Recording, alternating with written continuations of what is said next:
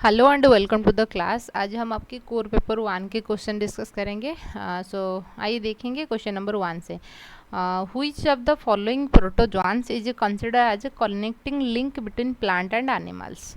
सो ध्यान दीजिए, जो यूग्लिना होते हैं, ठीक है ना, यूग्लिना जो है this is the connecting link between plant and animal. तो कैसे हम बात करेंगे, तो यूग्लिना की यदि हम बात करेंगे, इसमें क्या है ना, क्लोरोफिल पिगमेंट है। जब भी सनलाइट होगा वो क्या करेगा ना, खुद का खाना खुद बना लेगा। मान लीजिए रात की टाइम पे सनलाइट नहीं है तो ये क्या करता है, दूसरे ऑर्गेनिजम्स को कंज्यूम कर लेता है। तो इसलिए उसमें वो दूसरे ऑर्गेनिजम्स को कंज्यूम कर रहा है, तो इसलिए वो एनिमल कैरेक्टरिस्टिक्स हो गया। एंड खुद का खाना भी खुद बना सकता है, तो इसलिए ये प्लांट की कैरेक्टरिस्टिक्स हो गया। तो कुल मिला के यदि हम बात करेंगे, यूग्लिना जो रहता है this is the connecting link between plant and animals है। इन प्लाटीहेल्मिन्थेस आपने देखा कि एनिमल किंगडम की जो क्लासिफिकेशंस होता है, प्रोटोजोआंस तो आपके में दे रखा है। एक्चुअली प्रोटोजोआंस प्रोटिस्टा किंगडम के अंदर आता है, एनिमलिया किंगडम के अंदर प्रोटोजोआंस नहीं आता है। मतलब है कि प्रोटिस्टा किंगडम के अंदर हम सारे वो ऑर्गेनिजम्स को डालते हैं जो यूनिसेलुलर है, चाहे वो यूनिसेलुलर प्लांट हो। प्लांट है इसका मतलब क्या है, जिसका पास क्लोरोफिल पिगमेंट है, खुद का खाना खुद बनाता है, उसको हम प्लांट्स कहते हैं।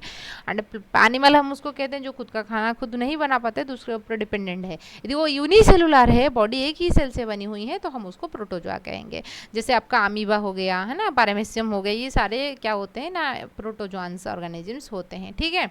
अच्छा, तो प्लाटी है प्रोटोजोआ। फिर हम देखेंगे पोरीफेरांस होते हैं। पोरीफेरांस में क्या होगा, multiple cellular level of organisms देखने को मिलेगा, लेकिन बॉडी में एक सेल नहीं है, बहुत सारे सेल्स होते हैं बॉडी में। फिर उसके बाद आएगा सिलेंटेरेटा। सिलेंटेरेटा में टिश्यू आ गया। जैसे आपने पढ़े ना, सेल सेल मिलकर टिश्यू, टिश्यू मिलकर ऑर्गन मिलकर ऑर्गन सिस्टम। इसी तरीके से सारे फाइलम भी आपको वैसे ही देखने को मिलेगा, ठीक है। तो पोरीफेरेंस में आपको मल्टीपल सेल्स देखने को मिलेगा, उसमें डिफरेंट डिफरेंट कोआनोसाइट सेल्स होता है, जिसमें बार बार क्वेश्चन आया है ना, पोरीफेरेंस की जो कोआनोसाइट सेल्स होता है तो क्या फंक्शंस होता है, ठीक है। डिफरेंट डिफरेंट सेल्स है, तो उसमें पोर होता है, उस पोर को हम स्पॉन्जो, ठीक है ना, स्पॉन्जोसिल उसकी बॉडी कैविटी को कहते हैं, पोरोसाइट्स कहते हैं, ऑस्टिया एंड ऑस्कुलम देके वाटर बाहर निकल जाएगा, छेद होता है। बॉडी सेल्स जो है अपने आप को दो लेयर में अरेंज किया है, आउटर कोआनोडर्म, इनर पिनाकोडर्म होता है, ठीक है ना। तो इसी तरीके से चीज़ें चलता है। तो सिलेंट्रेटा में क्या होगा, आपको टिश्यू, पहली बार टिश्यू देखने को मिलेगा। एंड फिर सिलेंट्रेटा के बाद टिनोफेरा। टिनोफेरा में भी वही टिश्यू लेवल ऑफ ऑर्गेनाइजेशंस होते हैं, है ना। अच्छा, तो टिनोफेरा, उसके बाद आता है प्लाटीहेल्मिन्थेस। इस प्लाटीहेल्मिन्थेस में ऑर्गन बनना स्टार्ट हो गया, ऑर्गन लेवल ऑफ ऑर्गेनाइजेशन यहीं पे दिखने को मिलेगा। यहाँ पे बॉडी 3 जर्म लेयर से बनी हुई है, एक्टोडर्म, एंडोडर्म, मेसोडर्म। लेकिन प्रॉब्लम क्या है, यहाँ पे कोई बॉडी कैविटी आपको दिखने को नहीं मिलेगा। बॉडी कैविटी का मतलब है कि बॉडी के अंदर पाए जाने वाले एक होलो स्पेस, जो स्पेस होना चाहिए, जैसे हमारे बॉडी हो गया।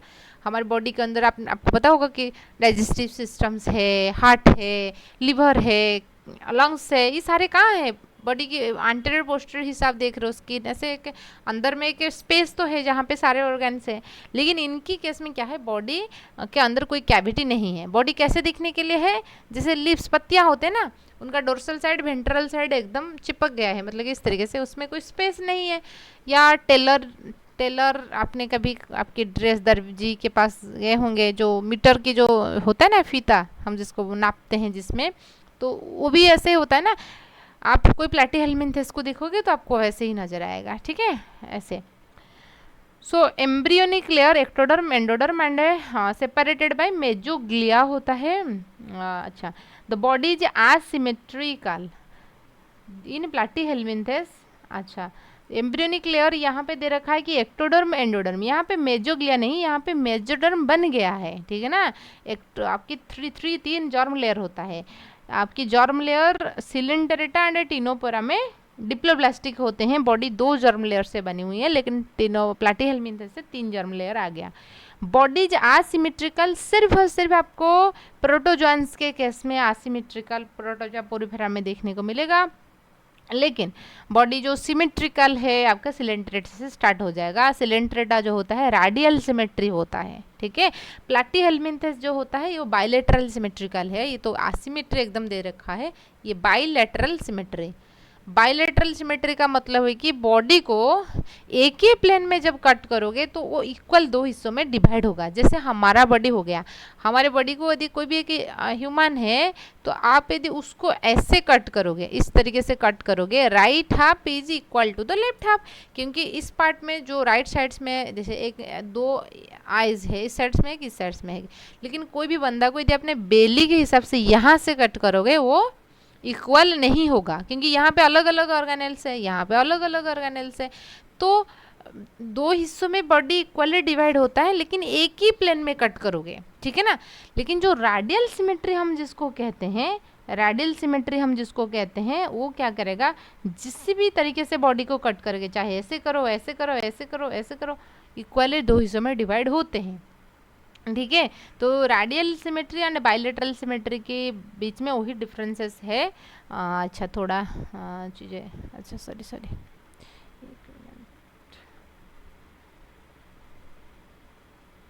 देखिए मैं आपको थोड़ा समझा देती हूँ चीज़ें, तो ताकि क्लियर हो जाओगे, क्योंकि क्वेश्चन वहीं से बनता है, ठीक है। सो देखिए बॉडी की सिमेट्री का, बॉडी सिमेट्री की जब हम बात करेंगे, बॉडी सिमेट्री का मतलब है कि बॉडी को जब भी कट करोगे वो इक्वल दो हिस्सों में डिवाइड होना चाहिए। जिसकी जीता जाता एग्जाम्पल हम खुद को ले लेंगे ताकि हम समझ पाएंगे कि हम, ठीक है। अच्छा कोई भी एक ह्यूमन को ऐसे जब हम कट करेंगे, right half is equal to LHS is equal to RHS, कहाँ पढ़े थे आपने मैथ में ना, left hand side is equal to right hand side, वही है, ठीक है ना। क्योंकि यहाँ पे एक हैंड है, यहाँ पर एक, यहाँ पर यहाँ पे आंखें एक रहेगा, यहाँ पर जो जो जो ऑर्गन एक होता है ना वो बीचों बीच में आ जाता है। जैसे हार्ट एक है तो इस मीडियस्टिनम यहीं पे होता है, ठीक है। दो लंग्स है, इस इधर साइड्स में एक, दो किडनी है, सारे मैक्सिमम ऑर्गन आप देखोगे दो दो है, और जो एक है वो बीच में है, ठीक है। अच्छा तो डेंटल फार्मूला भी जब हम निकालते हैं 2 1 2 3 ऐसे ही, तो इस हाफ को हम निकालते हैं, ठीक है।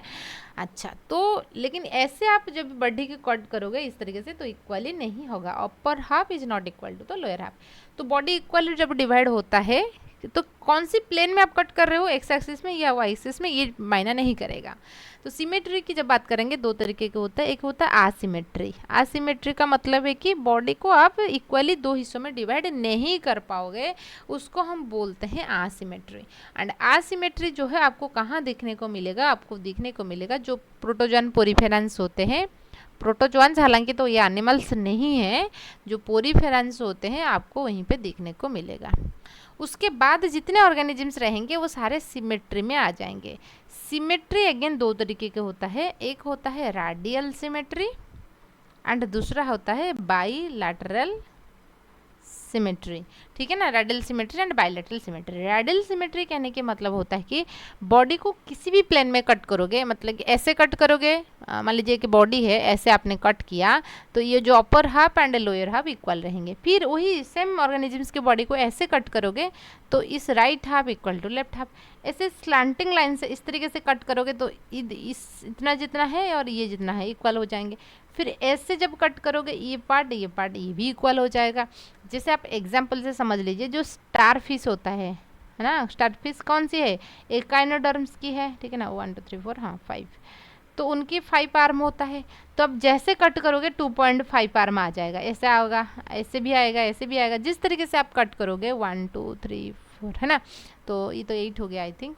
तो जिस तरीके से कट करोगे ना तो वो इक्वल हाफ में डिवाइड होगा जिस साइड्स में कट करोगे, तो उसको हम रेडियल सिमेट्री कहते हैं। तो रेडियल सिमेट्री आपको कहाँ देखने को मिलता है ना, फाइलम सिलेंटेरेटा एंड टिनोफोरा के अंदर रेडियल सिमेट्री देखने को मिलता है। एंड एक एक्सेप्शन है जो एडल्ट एकाइनोडर्म्स होते हैं, ठीक है। तो याद रखिए phylum coelenterata, phylum ctenophora and adult echinodermata, ये एक्सेप्शन है और यहीं से क्वेश्चन बनता है। एडल्ट एकाइनोडर्माटा, ये क्वेश्चन तो बन के रेडी होंगे शायद, मुझे लग रहा है। एडल्ट एकाइनोडर्म्स के अंदर रैडियल सिमेट्री दिखने को मिलता है। मतलब कि रैडियल सिमेट्री पाया जाना एक बैकवर्ड कैरेक्टर होता है। बैकवर्ड का मतलब है कि उतना एडवांस कैरेक्टर नहीं है।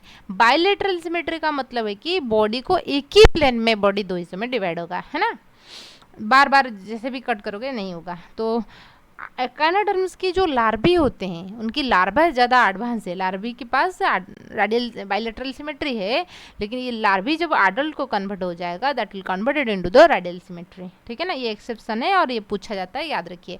एंड बायलेटरल सिमेट्री आप कहाँ से याद रखोगे ना, प्लैटीहेल्मिन्थेस से onwards. Platyhelminthes, aschelminthes, annelida, arthropoda, mollusca, echinodermata, hemichordates and chordates. Clear हुआ? तो इस सब में आपको बायलेटरल सिमेट्री देखने को मिलेगा एंड एकाइनोडर्मिस थोड़ा एक्सेप्शन है और उसको याद रखिए। ठीक है, पूरा का पूरा इस कोर पेपर के अंदर सारे लार्वा आपको याद रखनी है, जैसे पोरीफेरेंस के अंदर, ठीक है ना, दो एम्फीब्लास्टुला, पैरेंट का इम्यूला, जो लार्वा होते हैं, ठीक है, प्लान्युला लार्वा, सिलेंटर्स के अंदर आप याद रखिए। ठीक है, तो जैसे साइडीपीडी लार्वा, टिनोफोरा क्या होता है। तो इस तरीके से जो सारे लार्वी होते हैं उसको जरूर आप मतलब कि दिख के जाइए। ठीक है, जो लार्वा से तो एक ही क्वेश्चन हर बार बनता है, इस बार भी बनेगा, ये बहुत इंपॉर्टेंट है लार्वा। अच्छा ठीक है, तो देखिए, तो द बॉडी जी यहाँ पे दे रखा है कि द बॉडी जी एम्ब्रियोनी, तो हाँ 3 जर्म लेयर होता है। सिलेंटरेटा एंड टिनोपरा में 2 जर्म लेयर होता है, यहाँ से 3 जर्म लेयर बनना स्टार्ट हो गया।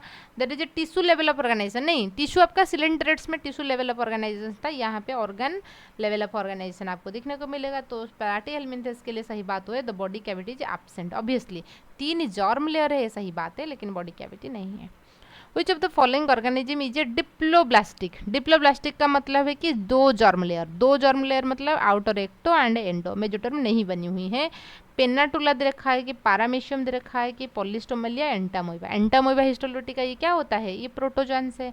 पारामीशियम भी प्रोटोजॉन्स होता है। पॉलिस्टोमेलिया ये आपकी आ जाएगा प्रोटोजॉन के अंदर। तो पेन्नाटुला होता है, पेन्नाटुला हम उसको सी पेन कहते हैं। आपने ये कॉमन नेम भी थोड़ा याद रखिए, क्योंकि आपके प्रैक्टिकल में सी पेन, सी फैन, गोर्गोनिया को हम सी फैन कहते हैं, सी पेन पेनाडोला को हम सी पेन कहते हैं। फिर सी कुकुम्बर होता है, ठीक है ना, सी स्क्रूइट होता है, जो कॉमन नेम प्रैक्टिकल क्लास के अंदर आपको दिया गया है। बस प्रैक्टिकल लेकर को एक बार है ना करके चले जाइए।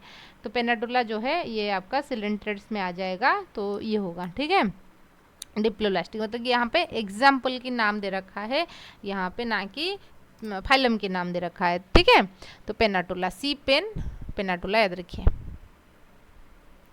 जैसे फर होता है ना, पिछले टाइम पे लोग क्या कर रहे थे, ऐसे उनका स्ट्रक्चर ऐसे होता है। ठीक है, जैसे फर होता है जो पिछले टाइम पे लोग ऐसे लिख रहे थे ना, ये क्विल में, क्विल ये आपको कंपैरेटिव एनाटॉमी में याद है। तो जो फर की इस वाला पार्ट होता है क्विल होता है। ठीक है, क्विल होता है यहाँ पे इस तरीके से जो होता है। आपने पिजन फॉर्म एक लेके देखोगे, नहीं तो आज मैं एक शॉर्ट वीडियो बना दूंगी। ठीक है, मेरे पास पिजन फॉर पड़ा है। ठीक है, radial symmetry occurring, radial symmetry fishes में होगा नहीं, बिल्कुल नहीं। फिशेस तो ये एकदम मोलस्का में ये बायलेटरल सिमेट्री, स्पॉन्जस में ये आपका स्पॉन्जस, हाँ स्पॉन्ज के अंदर जो सिमेट्री हम देखेंगे, स्पॉन्जस पोरीफेरा में आ रही हैं। ठीक है, radial symmetry occur seen. Starfish, starfish जो है ये एडल्ट मतलब कि स्पेसिफिकली जो रहेगा ये एडल्ट एकाइनोडर्म से, तो यहीं पे आपको रेडियल सिमेट्री दिखने को मिलेगा। तो ये स्पॉन्जेस जो रहेगा वो एसिमेट्री कैटेगरी में आ जाएंगे, क्योंकि यहाँ पे तो सिमेट्री की बात नहीं आ रहा था, एसिमेट्री है। इफ सिलोमेट रखा है कि if in coelomate the problem of diffusion of food from gut to tissue is solved by. Coelomate के अंदर, ठीक है ना, एसिलोमेंट एंड सिलोमेंट हम बोल रहे हैं। एसिलोमेंट प्लैटीहेल्मिन्थेस तक बॉडी कैविटी नहीं है, हम उसको एसिलोमेंट कहते हैं। प्लैटीहेल्मिन्थेस के बाद जो आस्टीहेल्मिन्थेस वगैरह चलेंगे, आस्टीहेल्मिन्थेस जो है स्यूडोसिलोमेंट है। ठीक है, ये चीज़ भी थोड़ा बता देती हूँ, क्योंकि देखिए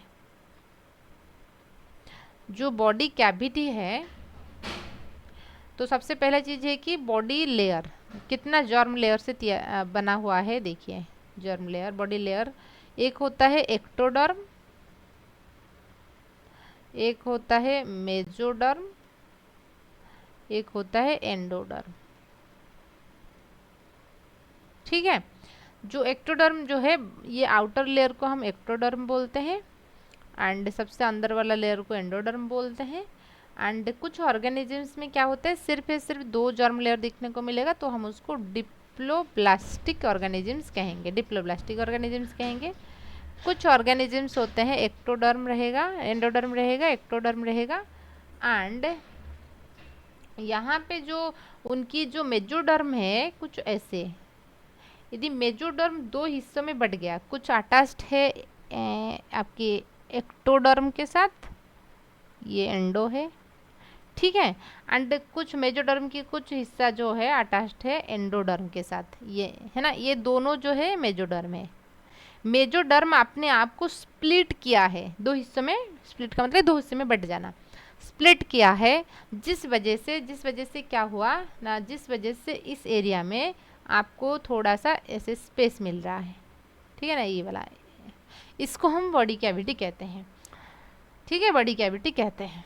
कुछ ऑर्गेनिजम्स ऐसे होते हैं ट्रिप्लोब्लास्टिक, तो जो बॉडी कैविटी बनने वाले जो चीज़ें होता है वो ट्रिप्लोब्लास्टिक ऑर्गेनिजम्स में आपको देखने को मिलेगा, जिसकी बॉडी ट्रिप्लोब्लास्टिक, जिसकी बॉडी 3 जर्म लेयर से बनी हुई है। तो सिलम की बात वहीं पे आएगा, सिलम की कंसेप्ट, जैसे कि प्लैटीहेल्मिन्थेस हो गया, है तो उनकी 3 जर्म लेयर, लेकिन उनमें बॉडी कैविटी नहीं है, ठीक है ना, बॉडी जो है ड्रोसोवेंट्रली फ्लैटेंड है, तो इसलिए हम उसको एसिलोमेट कहेंगे। बॉडी कैविटी के अकॉर्डिंग ऑर्गेनिजम्स को एसिलोमेट होता है, और एक होता है स्यूडोसिलोमेट, और ये स्यूडोसिलोमेट सिर्फ और सिर्फ आस्सीहेल्मिन्थेस, आस्सीहेल्मिन्थेस में स्यूडोसिलोमेंट्स आपको दिखने को मिलेगा, और कोई फाइलम पे नहीं है। आस्सीहेल्मिन्थेस मतलब कि जो राउंड वार्म होते हैं, ठीक है, राउंड वार्म होते हैं, उसमें आपका आ जाएंगे आस्सीहेल्मिन्थेस कैटेगरी। जो फाइलेरियासिस करता है, या जो पिन वार्म होते हैं, जो छोटे बच्चे की जो है ना, जो ज़्यादातर ग्रो कर लेते हैं, है ना, पिन वार्म वगैरह, वो सारे हेल्मिन्थेस कैटेगरी में आ जाएंगे। जो नेमाटोहेल्मिन्थेस या आस्सीहेल्मिन्थेस, उसमें स्यूडोसिलोमेंट देखने को मिलेगा। स्यूडोसिलोमेंट देखिए, स्यूडोसिलोमेंट के मतलब क्या है, देखिए, एक्टोडर्म है, एंडोडर्म है, ये बाहर है एक्टो है, ये अंदर है तो एंडो है, ठीक है।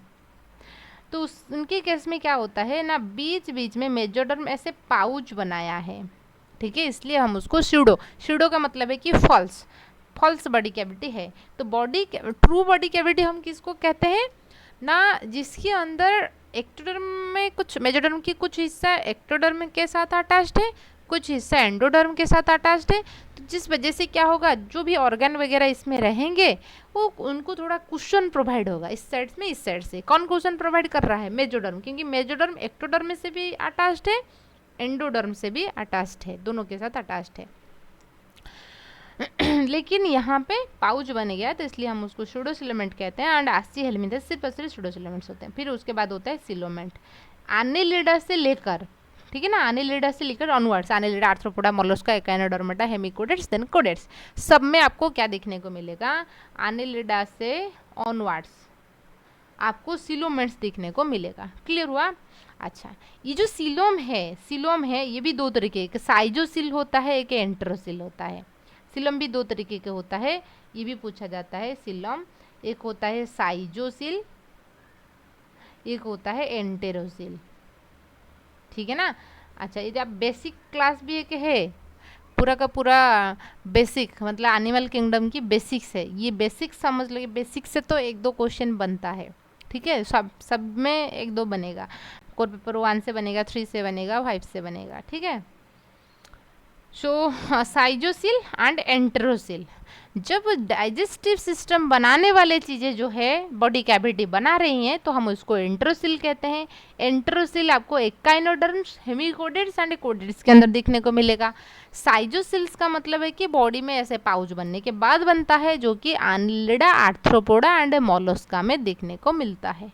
तो माँ याद रखिए, ठीक है, माँ, मोलस्का, एनिलिडा, आर्थ्रोपोडा, या एनिलिडा, आर्थ्रोपोडा, मोलस्का, ऐसे याद रखिए, या आम मैंगो, या माँ, जो भी मन याद रखिए। तो साइजोसिल उसमें दिखने को मिलता है, एंड एकाइनोडर्म से एंटेरोसिल दिखना मिल जाएगा, मतलब कि डाइजेस्टिव सिस्टम बनाने वाले जो चीज़ें होता है वही बनाता है बॉडी कैविटी, ठीक है। हम लोगों को भी आएंगे एंट्रोसिल। इसलिए इस एंट्रोसिल है मतलब कि बॉडी कैविटी हम लोगों की जैसे होता है, एकाइनोडर्म्स की भी ऐसे होता है। इसलिए एकाइनोडर्म्स को थोड़ा एडवांस इन्वर्टिब्रेट्स हम मान के चलते हैं। ठीक है, ये भी पूछा जाता है कि क्यों, क्योंकि अपने आपकी सिलेबस के अंदर बहुत सारे थ्योरी है। इस थ्योरी मतलब कि एकाइनोडर्म्स थ्योरी क्या हो, ओरिजिन ऑफ क्या होता है, ये सारी थ्योरी है।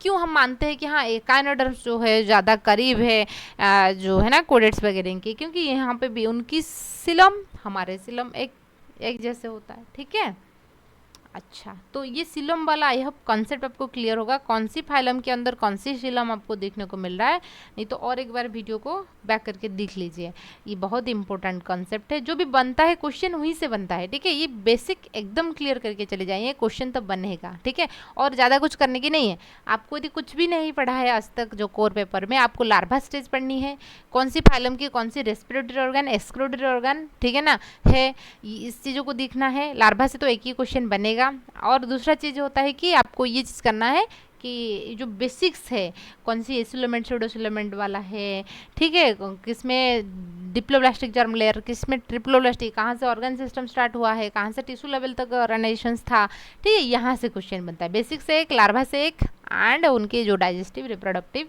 ऑर्गन। ठीक है ना, एक्सक्रीटरी ऑर्गन एंड आपकी रेस्पिरेटरी ऑर्गन बहुत इंपॉर्टेंट है।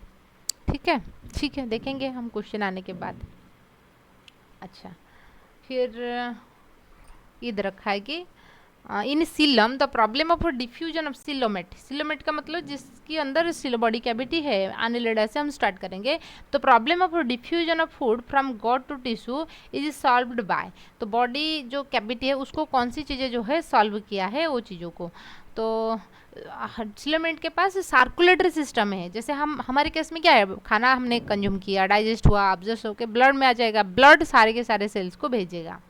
The presence of coelomic fluid, नहीं सिलोमिक फ्लूइड उतना हाईली डेवलप नहीं है सब में।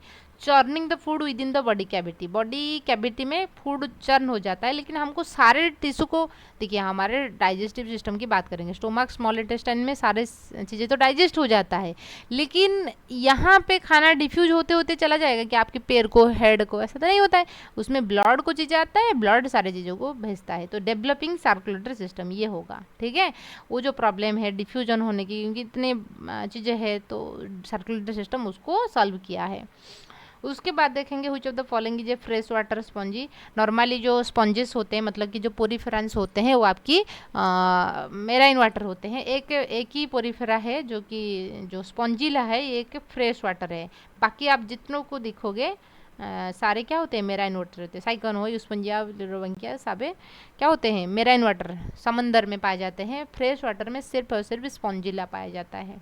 ठीक है, comb jelly belongs to, comb jelly जो जेली वाला जो चीज़ें आएगा ये किस में आता है, टिनोफोर के अंदर आते हैं। ठीक है ना, टिनोफोर के अंदर आएंगे। कॉम्ब जेली, हाँ कॉम्ब जेली टिनोफोरा होगा। ठीक है ना, कॉम्ब जेली जो है वो टिनोफोरा के अंदर आ जाएगा। Which of the sponge part corresponding to the mouth of which of the sponge part correspond to the mouth of other animals.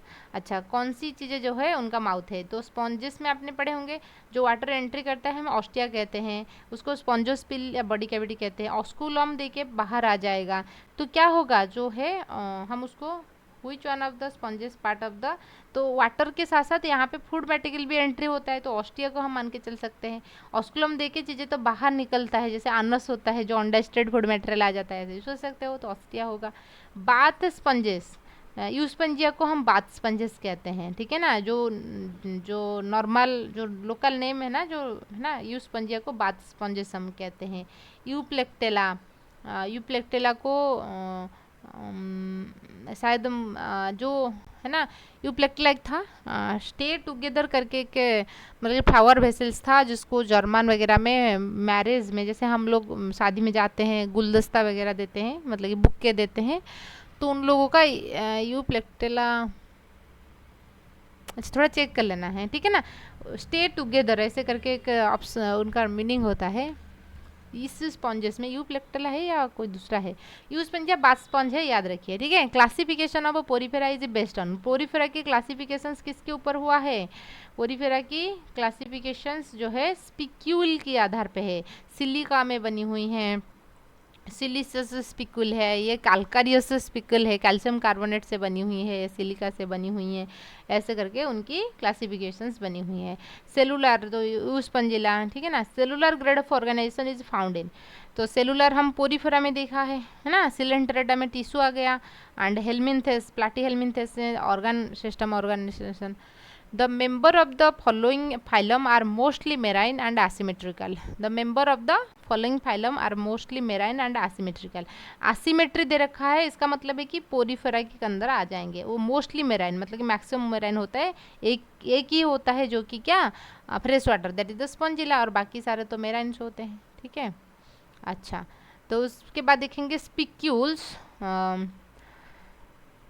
Spicules and amoebocytes in sponges occur in.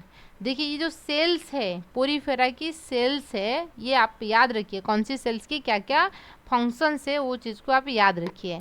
Spicules and amoebocytes of sponges occur in, तो मेजेनकाइम layer से ये बनी हुई है amoebocytes, जो उनको phagocytosis nature देता है, स्पिक्यूल कांटे जैसे स्ट्रक्चर बनता है। Hydra is coelenterate because it has, hydra को हम सिलेंड्रेट्स के अंदर डालते हैं, क्यों हम सिलेंड्रेट के अंदर हाइड्रा को डालते हैं, क्यों, क्योंकि hydra is coelenterate because it has जो निडोब्लास्ट सेल्स है, टॉक्सिन प्रोड्यूसिंग सेल्स होता है, निडोब्लास्ट होता है, सिलेंटरेंट्स एंड निडोब्लास्ट, ठीक है, निडोब्लास्ट सेल्स है, इसलिए हम उसको उसमें डालते हैं। पोर्तुगीज मैन ऑफ वार किसको हम बोलते हैं, फाइसेलिया को बोलते हैं, ठीक है, पोर्तुगीज मैन ऑफ यार। आपने प्रैक्टिकल क्लास में रिकॉर्ड में शायद मेंटेन किए होंगे, हम लोग जब पढ़ रहे थे, ठीक है ना, जो पोर्तुगीज मतलब कि जो पोर्तुगीज लोग जो वार करने के लिए जो आ रहे थे ना, उनका जो कैफ होता था कुछ ऐसे होता है, फाइसेलिया की स्ट्रक्चर आप जब देखोगे टेंटाकल्स वगैरह उनका ऐसे ही रहता है, ठीक है। अच्छा, तो वो क्या करता है, जो वो लोग ऐसे पानी के अंदर डूब के, क्योंकि उस टाइम पे पानी में जाना आना ही पॉसिबल था, ऐसा नहीं कि एरोप्लेन में आएंगे या है ना ट्रेन पकड़ के आ जाएंगे, ऐसा नहीं है, पानी में आ रहे थे, तो बीच बीच में ऐसे कुछ धमाका कर रहे थे। तो इसी तरीके से ये तो सिलेंड्रेट सा है, और उनकी जो टेंटाकल्स है उसमें पॉइजन रहता है, ठीक है ना, वो निडोब्लास्ट सेल्स है उसमें, तो ये वैसे हमला करता है, ठीक है। Portuguese man of war is soldier of world war first one, Portuguese soldier, ये स्पॉन्जेस, ये पॉलीमॉर्फ की कॉलोनियल सिलेंडरेटा, ये क्या है, ये एक सिलेंडरेटा है। And Portuguese man of war हम फाइसेलिया को बोलते हैं, फाइसेलिया, ठीक है, फाइसेलिया को हम बोलते हैं Portuguese man of war. Clear हुआ आपको, ये एक पॉलीमॉर्फिक कॉलोनियल सिलेंडरेटा है, कॉलोनी में आएंगे, वो अकेला नहीं घूमते हैं, ठीक है, ऐसे ही। Which one of the following is सिलेंडरेटा, सी काव, सी काव तो एक मामल होता है, ठीक है ना, सी काव एक मामल है, मामल है, लेकिन ये सिट्टेसिया के अंदर नहीं आएगा, वो पानी में नहीं होता है, ये हॉर्बीवोरस कैटेगरी में आता है, तो इसलिए हम उसको काव कहते हैं। नॉर्मली जो सिट्टेसियंस होते हैं मतलब कि पानी में पाए जाने वाले मामल्स को हम सिट्टेसियंस बोलते हैं, एंड सिट्टेसियंस जो होते हैं कार्निवर होते हैं, लेकिन ये जो सी काव है ये पानी में रह जाने वाले मामल्स है, लेकिन वो हॉर्बीवर है, तो इसलिए वो सिट्टेसियंस के अंदर नहीं आएगा, ठीक है ना, ये सायरन वगैरह कुछ होता है उसमें वो आ जाता है उस कैटेगरी के अंदर, लेकिन ये सिटेशियंस नहीं है।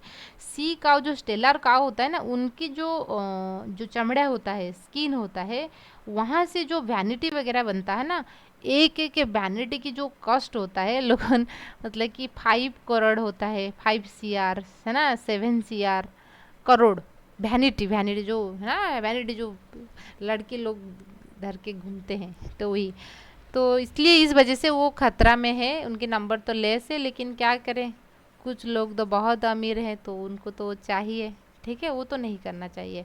वैनिटी क्या मतलब कि 3-4 हज़ार की वैनिटी नहीं हो पाएगा, 5 करोड़ 7 करोड़ की वैनिटी होता है। अब लोग इतने दाम की वो क्यों लेते हैं क्योंकि उसी काव से बनी हुई है, इसकी चमड़ा से, ठीक है, इसलिए मतलब ऐसे उसका इतना हमला किया गया उसके ऊपर वो एक्सटेंड होने वाला है, अभी एंडेंजर्ड स्पेसीज के अंदर वो आ गया सी काव, है ना, सी का विच ऑफ द फॉलोइंग, हाँ ये तो मामल है। सी कुकुम्बर, सी फैन गॉर्गोनिया को हम बोलते हैं, वही तो सिलेंट्रेटा है। सी हॉर्स हिप्पोकैम्पस है जो कि एक फिश है। सी कुकुम्बर, सी लिली, आपने ये पढ़े हैं, ठीक है, ये नाम याद रखिए। Given are the match phyla with their characteristics. Coelenterata के पास नेमाटोसाइड्स है, हाँ, जो कि स्टिंग करने में, दूसरे को हमला करने में होता है, तो ये तो सही है। Porifera protozoa, porifera choanocytes cells. Mark the, अच्छा क्या दे रखा है कि गिवन मैच तो है ना, mark the option that both correct match. अच्छा, coelenterata nematocysts, porifera choanocytes, ctenophora solenocytes, platyhelminthes nephrocytes. Mark the option that has both correct match. अच्छा, ए बी। सिलेंट्रेटा के पास नेमाटोसाइड्स है, वो स्टिंगिंग करता है। पोरीफेरा के साथ क्वानोसाइड सेल्स होता है, क्वानोसाइड्स जो फ्लैजेलर सेल्स होता है उसमें प्लाजेला है, फीडिंग में हेल्प करता है। टिनोफेरा के पास सोलेनोसाइड्स नहीं होता है, ठीक है ना, ये तो नहीं होगा। प्लैटीहेलमिन्थेस के पास नेफ्रोसाइड, मतलब नेफ्रोसाइड का मतलब कि किडनी जैसे बनाने वाले सेल्स, नहीं, ये प्लैटीहेलमिन्थेस नहीं होते। तो ए एंड बी मुझे सही लग रहा है, ठीक है ना, सही है। फाइलेरिया वार्म, फाइलेरिया कौन कज करता है? फाइलेरिया जो हाथी पाँव डिजीज हम बोलते हैं, है ना, हाथी के पाँव जैसे हो जाएगा, एलिफेंटेसिस बोलते हैं, इतने मतलब कि जो पैर की जो चौड़ा है वो इंक्रीज हो जाएगा। तो ऊचरिया बैंक्रप्टी। एंड याद रखिए माइक्रोफाइलेरी इज द इन्फेक्टिव स्टेज। जैसे प्लाज्मोडियम की स्पोरोजोइड जो होता है इन्फेक्टिव स्टेज होता है, मतलब मच्छर जब ह्यूमन के अंदर मतलब कि उसको चुभता है, स्पोरोजोइड है ना उसका होता है, तो इसी तरीके से माइक्रोफाइलेरिया जब भी मच्छर काटेगा, माइक्रोफाइलेरिया लार्वी आ जाएगा, उनकी लार्वी होता है माइक्रोफाइलेरिया, याद रखिए। Which of the following commonly called as a pearl oyster, उनमें से कौन सी पर्लोएस्टर होता है? पर्लोएस्टर, डेंटालियम, लिमुलस, पिंकटाडा, पर्लोएस्टर, ठीक है। अच्छा, डेंटालियम, पिंकटाडा, ठीक है, होगा आपका pearl oyster. Following organism is a triploblastic, बड़ी 3 जर्म लेयर में है, बाइलेटरल सिमेट्रिकल, दो ऐसे ही कट करोगे, and marine and respire through the gills. तो उनमें से कौन सी चीज़ें है ऐसे? तो क्या होगा ट्रिप्लोब्लास्टिक? एक काइनस, हिरुडेनिया का मतलब है कि लीच वगैरह है ना, लीच हुए। ट्रिप्लोब्लास्टिक है, बायलेटरल सिमेट्रिकल है, marine and respire through gills, ये तो गिल्स के थ्रू रेस्पिरेशन नहीं करते हैं, स्किन के थ्रू करते हैं लीच, है ना। फाइसेलिया तो पर्तुगीज में अनफर है, ये तो ट्रिप्लोब्लास्टिक नहीं है। हाँ, बालानोग्लासेस हो जाएगा, ठीक है। बालानोग्लासेस जो है आपका किस में आता है? बालानोग्लासेस हेमिकोडिड्स के अंदर आते हैं, और हेमिकोडिड्स में एक्सक्लूसिवली मेराइन्स होते हैं, गिल्स होता है, तो आंसर बालानोग्लासेस हो जाएगा। Which of the following does not belongs to phylum coelenterata? Sea pen pennatula है, sea feather, sea fan gorgonia है, तो उसके बाद देखेंगे सी कुकुम्बर क्या है? कुकुमरिया है, फाइलम एकाइनोडर्म्स की ये कैटेगरी में होता है सी कुकुम्बर, है ना। कुकुम्बर जो हम कंज्यूम करते हैं वो एकाइनोडर्म्स की होता है, तो ये इसमें नहीं आएगा। सी फिदर किसको बोलते हैं? आप उसको थोड़ा चेक कर लीजिए, सी फिदर है ना, वही सिलेंट्रेट में आएगा, sea feather, sea lily, sea feather, है ना। The member of the following phylum are exclusively marine, radial symmetry and diploblastic. याद रखिए फाइलम जो टिनोफोरा है, टिनोफोरा एक्सक्लूसिवली मेराइन है। फाइलम आपके काइनोडर्म्स होते हैं, एक्सक्लूसिवली मेराइन है, मतलब आपको सिर्फ और सिर्फ ओशन के अंदर देखने को मिलेगा और आपको फ्रेश वाटर में देखने को नहीं मिलेगा। Ctenophora and echinoderms, following phylum is exclusively marine, radial symmetry, exclusively marine है तो इसका मतलब कि टिनोफोरा एंड एकाइनोडर्मेटा दो आ जाएंगे, लेकिन radial symmetry with diploblastic. Echinoderms की एडल्ट जो है वो तो रेडियल ही है, टिनोफोरा तो रेडियल ही है, एंड लेकिन डिप्लोब्लास्टिक दे रखा है। एकाइनोडर्मेटा जो होता है ट्रिप्लोब्लास्टिक है, तो आंसर क्या हो जाएगा? टिनोफोरा हो जाएगा। क्लियर हुआ ना? क्योंकि देखिए दो ऑप्शंस में तो मैच कर रहा है, ठीक है। Planaria, liver fluke and taenia soliums are, तो ये सारे क्या होते हैं? ऑल आर फ्लैटवार्म होगा, है ना। प्लानेरिया लार्वी है, लिवर फ्लूक, टेनिया सोलियम, ये सारे फ्लैटवार्म होते हैं, मतलब कि प्लैटीहेलमिन्थेस की कैटेगरी के अंदर वो आ जाएंगे। डिप्लोब्लास्टिक एसिलोमेंट कंडीशंस, डिप्लोब्लास्टिक है बॉडी 2 जर्म लेयर से बनी हुई है।